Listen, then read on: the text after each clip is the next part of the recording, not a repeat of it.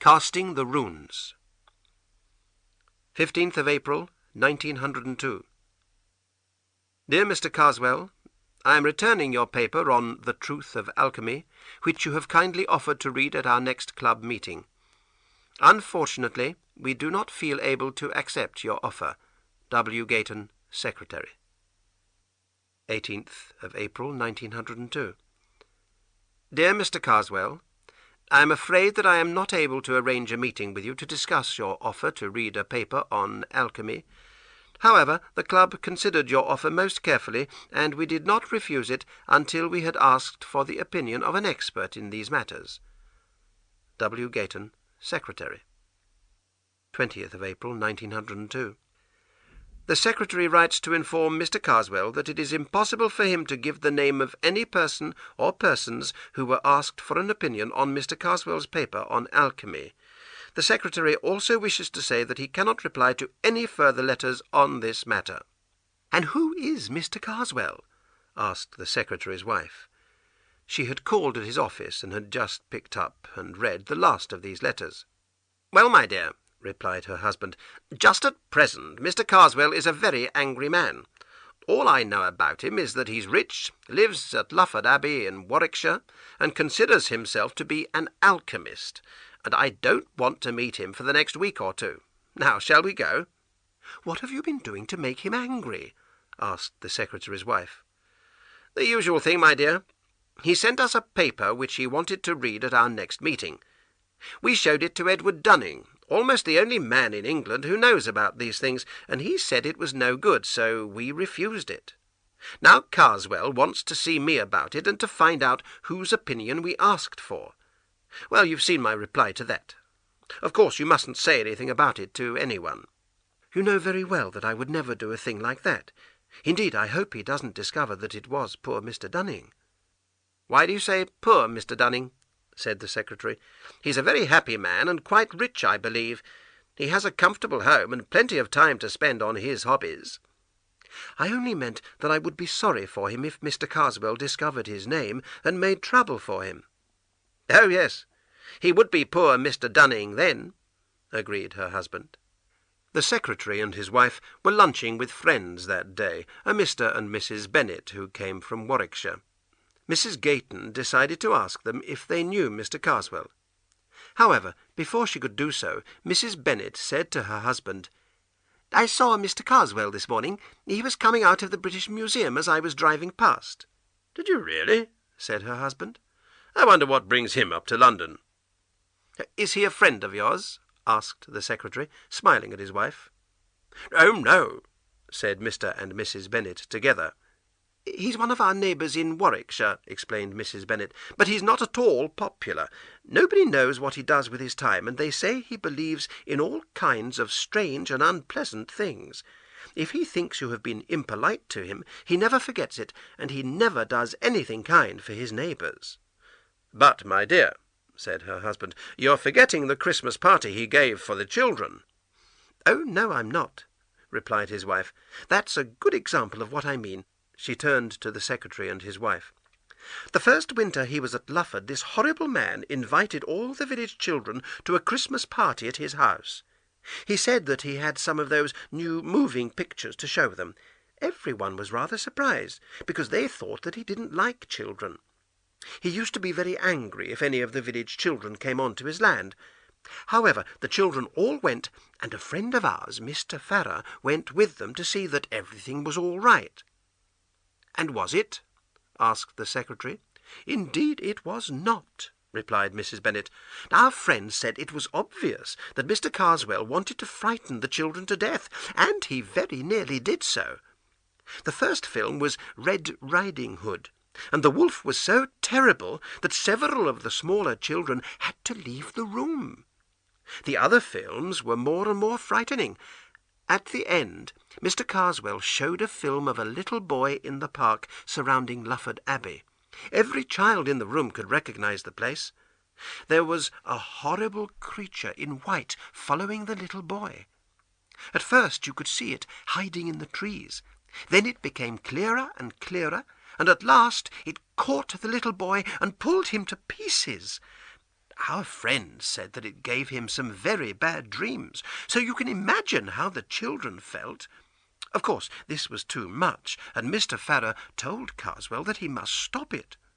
All Mr. Karswell said was, "Oh, the dear children want to go home to bed, do they? Very well, just one last picture." And then he showed a short film of horrible creatures with wings and lots of legs. They seemed to be crawling out of the picture to get among the children. Of course, the children were terribly frightened, and they all started screaming and running out of the room. Some of them were quite badly hurt, because they were all trying to get out of the room at the same time. There was the most awful trouble in the village afterwards. Several of the fathers wanted to go to Lufford Abbey and break all the windows, but the gates were locked when they got there. So you see why Mr. Karswell is not one of our friends. Yes, agreed her husband. I think Karswell is a very dangerous man. I feel sorry for anyone who makes an enemy of him. Is he the man, asked the secretary, who wrote a history of witchcraft about 10 years ago? Yes, that's the man, replied Mr. Bennet. Do you remember what the newspapers said about it? Yes, I do, said the secretary. They all said that it was a really bad book. In fact, I knew the man who wrote the sharpest report of them all. So did you, of course. You remember John Harrington? He was at Cambridge with us. Oh, very well indeed. But I had heard nothing of him between the time we left university and the day I read about his accident in the newspaper. What happened to him? Asked one of the ladies. Oh, it was very strange, said Mr. Bennet. He fell out of a tree and broke his neck. The mystery was why he had climbed the tree in the first place. There he was, an ordinary man, walking home along a country road late one evening, and suddenly he began to run as fast as he could. Finally he climbed up a tree beside the road. A dead branch broke, he fell and was killed. When they found him the next morning, he had a terrible expression of fear on his face. It was quite clear that he had been chased by something, and people talked about mad dogs and so on, but no one ever found the answer. That was in 1889, and ever since then his brother, Henry, who was also at Cambridge with us, has been trying to find out the truth of what happened. He thinks that someone wanted to harm his brother, but of course he's never been able to prove anything. After a pause, Mr. Bennet asked the secretary, "Did you ever read Karswell's History of Witchcraft?" "Yes, I did," said the secretary. "And was it as bad as Harrington said?" "Oh, yes. It was badly written, but what it said was very bad too, although Karswell seemed to believe every word of what he was saying." "I didn't read the book, but I remember what Harrington wrote about it," said Mr. Bennet. "If anyone wrote like that about one of my books, I would never write another, I'm sure." "I don't think Karswell feels the same way," replied the secretary. "But it's 3:30. We must go. Thank you for an excellent lunch." On the way home, Mrs. Gayton said, "I hope that horrible man Karswell doesn't discover that it was Mr. Dunning who said his paper was no good." "I don't think he's likely to do that," replied her husband. "Dunning won't tell him, and neither shall I. The only way Karswell might find out is by asking the people at the British Museum Library for the name of anyone who studies all their old books about alchemy. Let's hope he won't think of that." But Mr. Karswell was a very clever man. One evening, later in the same week, Mr. Edward Dunning was returning from the British Museum Library, where he had been working all day, to his comfortable home. He lived alone there, except for the 2 women who cooked and cleaned for him. A train took him most of the way home. Then he caught a bus for the last mile or 2. He had finished reading his newspaper by the time he got on the bus, so he amused himself by reading the different notices on the windows opposite him. He already knew most of them quite well, but there seemed to be a new one in the corner that he had not seen before. It was yellow with blue letters, and all he could read was the name John Harrington. Soon the bus was nearly empty, and he changed his seat so that he could read the rest of it. It said, "Remember John Harrington of the Laurels, Ashbrook, Warwickshire, who died 18th September 1889. He was allowed 3 months. Mr. Dunning stared at this notice for a long time. He was the only passenger on the bus when it reached his stop, and as he was getting off, he said to the driver, "I was looking at that new notice on the window, the blue and yellow one. It's rather strange, isn't it?" "Which one is that, sir?" asked the driver. "I don't think I know it." "Why, this one here," said Mr. Dunning, turning to point to it. Then he suddenly stopped. The window was now quite clear. The blue and yellow notice, with its strange message, had completely disappeared. But I'm sure—" Mr. Dunning began, staring at the window. Then he turned back to the driver. "I'm sorry, but perhaps I imagined it," he said. He hurried off the bus and walked home, feeling rather worried. The notice had been there on the window, he was sure of it. But what possible explanation could there be for its disappearing like that? The following afternoon, Mr. Dunning was walking from the British Museum to the station when he saw, some way ahead of him, a man holding some leaflets ready to give to people as they passed. However, Mr. Dunning did not see him give anyone a leaflet until he himself reached the place. One was pushed into his hand as he passed. The man's hand touched his, and gave Mr. Dunning an unpleasant surprise.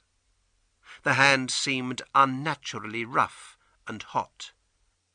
As Mr. Dunning walked on, he looked quickly at the leaflet and noticed the name Harrington. He stopped in alarm and felt in his pocket for his glasses, but in that second someone took the leaflet out of his hand. He turned quickly, but whoever it was had disappeared, and so had the man with the leaflets. The next day, in the British Museum, he was arranging his papers on the desk when he thought he heard his own name whispered behind him. He turned round hurriedly, knocking some of his papers onto the floor, but saw no one he recognized. He picked up his papers and was beginning to work when a large man at the table behind him, who was just getting up to leave, touched him on the shoulder. "May I give you these?" he said, holding out a number of papers. "I think they must be yours." "Yes, they are mine, thank you," said Mr. Dunning. A moment later, the man had left the room. Later, Mr. Dunning asked the librarian if he knew the large man's name. "Oh, yes, that's Mr. Karswell," said the librarian. "In fact, he asked me the other day who were the experts on alchemy, so I told him that you were the only one in the country. I'll introduce you if you like. I'm sure he'd like to meet you." No, please don't," said Dunning. "He is someone I would very much prefer to avoid." Usually, Mr. Dunning looked forward to an evening spent alone with his books, but now he wanted to be with other people. Unfortunately, the train and the bus were unusually empty. When he reached his house, he was surprised to find the doctor waiting for him. "I'm sorry, Dunning," said the doctor. "I'm afraid I've had to send both your servants to hospital." "Oh, dear," said Mr. Dunning. "What's the matter with them?" "They told me they'd bought some fish for their lunch from the man who came to the door, and it has made them quite ill." "I'm very sorry to hear that," said Mr. Dunning. "It's strange," said the doctor. "I've spoken to the neighbours, and no one else has seen anyone selling fish. Now, don't worry, they're not seriously ill, but I'm afraid they won't be home for 2 or 3 days. Why don't you come and have dinner with me this evening, 8 o'clock? You know where I live." Mr. Dunning enjoyed his evening with the doctor, and returned to his lonely house at 11:30.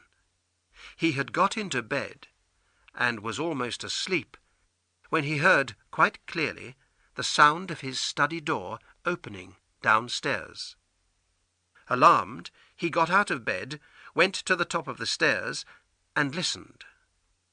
There were no sounds of movements or footsteps, but he suddenly felt warm, even hot air around his legs. He went back and decided to lock himself into his room, and then suddenly the electric lights all went out. He put out his hand to find the matches on the table beside the bed, and touched a mouth, with teeth and with hair around it, and not, he said later, the mouth of a human being.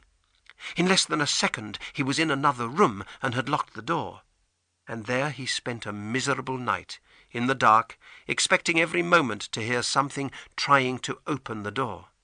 But nothing came. When it grew light, he went nervously back into his bedroom and searched it. Everything was in its usual place. He searched the whole house, but found nothing. It was a miserable day for Mr. Dunning. He did not want to go to the British Museum in case he met Karswell, and he did not feel comfortable in the empty house. He spent half an hour at the hospital, where he found that the two women were feeling much better. Then he decided to go to the club for lunch. There he was very glad to find his friend the secretary, and they had lunch together. He told Gayton that his servants were in hospital, but he was unwilling to speak of his other problems. "You poor man," said the secretary.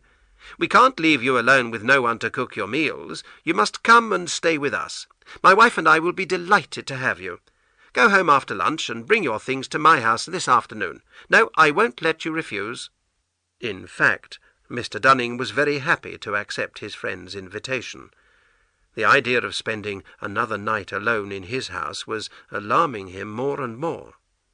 At dinner that evening, Mr. Dunning looked so unwell that the Gaytons felt sorry for him and tried to make him forget his troubles. But later, when the two men were alone, Dunning became very quiet again.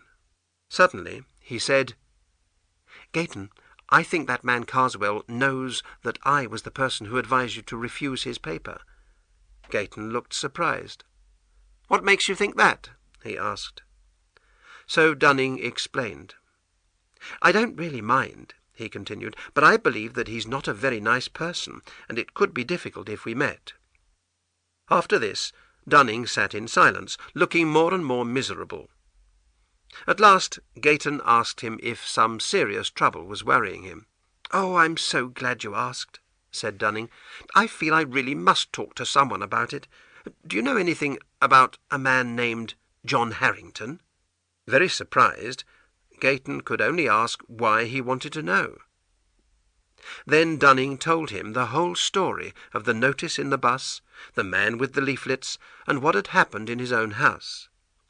He ended by asking again if Gayton knew anything about John Harrington.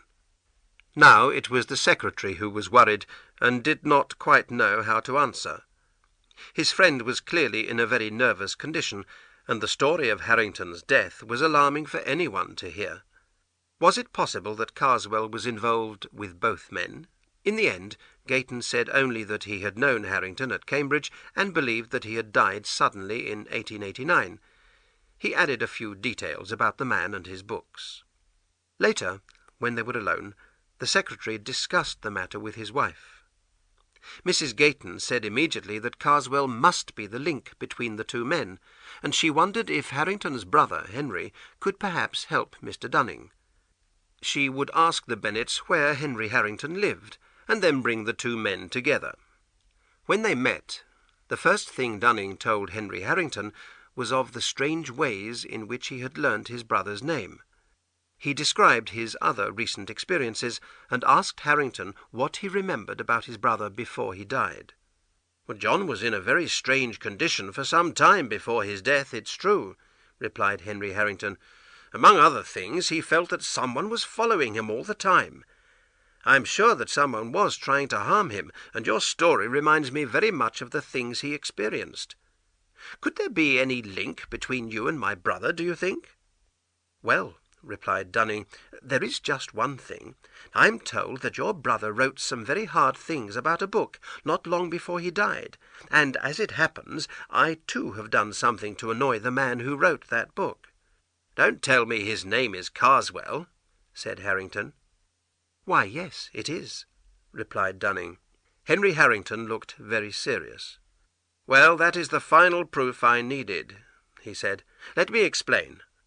I believe that my brother John was sure that this man Karswell was trying to harm him. Now, John was very fond of music. He often went to concerts in London, and always kept the concert programmes afterwards. About 3 months before he died, he came back from a concert and showed me the programme. I nearly missed this one, he said. I couldn't find mine at the end of the concert and was looking everywhere for it. Then my neighbour offered me his, saying that he didn't need it any more. I don't know who he was. He was a very large man. Soon after this, my brother told me that he felt very uncomfortable at night. Then, one evening, he was looking through all his concert programmes when he found something strange in the programme that his larger neighbour had given him. It was a thin piece of paper with some writing on it, not normal writing. It looked to me more like runic letters in red and black. Well, we were looking at this and wondering how to give it back to its owner when the door opened and the wind blew the paper into the fire. It was burnt in a moment. Mr. Dunning sat silent as Harrington paused. "Now," he continued, "I don't know if you ever read that book of Karswell's, The History of Witchcraft, which my brother said was so badly written." Dunning shook his head. "Well," Harrington went on, "after my brother died, I read some of it. The book was indeed badly written, and a lot of it was rubbish. But one bit caught my eye. It was about casting the runes on people in order to harm them, and I'm sure that Karswell was writing from personal experience. I won't tell you all the details, but I'm certain that the large man at the concert was Karswell, and that the paper he gave my brother caused his death. Now, I must ask you if anything similar has happened to you." Dunning told him what had happened in the British Museum. "So Karswell did actually pass you some papers," said Harrington. "Have you checked them? No? Well, I think we should do so at once, if you agree." They went round to Dunning's empty house, where his papers were lying on the table. As he picked them up, a thin piece of paper fell to the ground. A sudden wind blew it towards the open window, but Harrington closed the window just in time to stop the paper escaping. He caught the paper in his hand. "I thought so," he said. "It looks just like the one my brother was given. I think you're in great danger, Dunning." The two men discussed the problem for a long time. The paper was covered in runic letters, which they could not understand, but both men felt certain that the message, whatever it was, could bring unknown horrors to its owner. They agreed that the paper must be returned to Karswell, and that the only safe and sure way was to give it to him in person and see that he accepted it. This would be difficult, since Karswell knew what Dunning looked like. "I can grow a beard," said Dunning, "so that he won't recognize me. But who knows when the end will come?" "I think I know," said Harrington. "The concert where my brother was given the paper was on June the 18th, and he died on September the 18th, 3 months later." "Perhaps it will be the same for me," Dunning said miserably. He looked in his diary. "Yes, April the 23rd was the day in the museum. That brings me to July the 23rd. Now, Harrington, I would very much like to know anything you can tell me about your brother's trouble." "The thing that worried him most," said Harrington, "was the feeling that whenever he was alone, someone was watching him. After a time, I began to sleep in his room, and he felt better because of that. But he talked a lot in his sleep." "What about?" asked Dunning. "I think it will be better not to go into details about that," replied Harrington, "but I remember that he received a packet by post, which contained a little diary. My brother didn't look at it, but after his death I did, and found that all the pages after September the 18th had been cut out. Perhaps you wonder why he went out alone on the evening he died. The strange thing is that during the last week of his life all his worries seemed to disappear, and he no longer felt that someone was watching or following him." Finally, the two men made a plan. Harrington had a friend who lived near Lufford Abbey. He would stay with him and watch Karswell. If he thought they had a chance to arrange an accidental meeting, he would send a telegram to Dunning. Meanwhile, Dunning had to be ready to move at any moment and had to keep the paper safe. Harrington went off to his friend in Warwickshire, and Dunning was left alone. He found waiting very hard, and was unable to work or to take any interest in anything. He felt that he was living in a black cloud that cut him off from the world. He became more and more worried as May, June, and the first half of July passed with no word from Harrington. But all this time Karswell remained at Lufford Abbey. At last, less than a week before July the 23rd, Dunning received a telegram from his friend. "Karswell is leaving London for France on the boat train on Thursday night. Be ready. I will come to you tonight. Harrington." When he arrived, the two men made their final plan. The boat train from London stopped only once before Dover, at Croydon West. Harrington would get on the train in London and find where Karswell was sitting. Dunning would wait for the train at Croydon West, where Harrington would look out for him. Dunning would make sure that his name was not on his luggage, and, most importantly, must have the paper with him. On Thursday night, Dunning waited impatiently for the train at Croydon West. He now had a thick beard, and was wearing glasses, and felt sure that Karswell would not recognize him. He noticed that he no longer felt himself to be in danger, but this only made him worry more, because he remembered what Harrington had said about his brothers last week. At last, the boat train arrived, and he saw his friend at one of the windows. It was important not to show that they knew each other, so Dunning got on further down the train, and slowly made his way to the right compartment.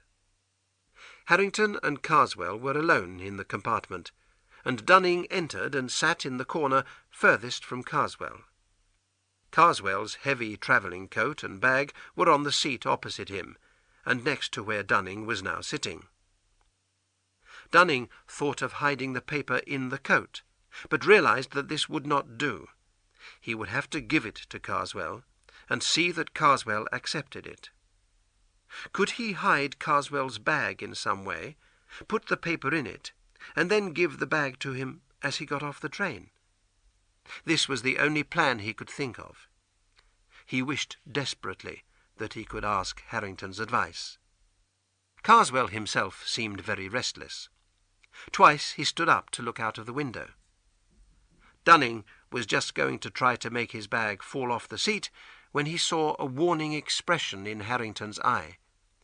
Karswell was watching them in the window.